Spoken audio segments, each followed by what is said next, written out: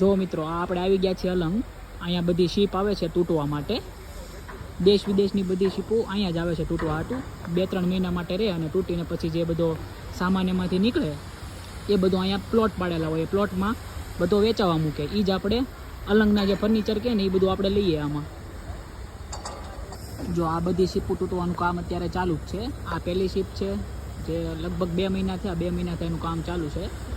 પછી આ બીજી જે વ્હાઇટ દેખાય છે એ બીજી છે. મતલબ પ્લોટ વાઇઝ અલગ અલગ આવે અને બધામાં જે પ્રમાણે જે પ્લોટમાં કોન્ટ્રાક્ટ થયેલો હોય એ પ્રમાણે શીપ આવ્યા રાખે.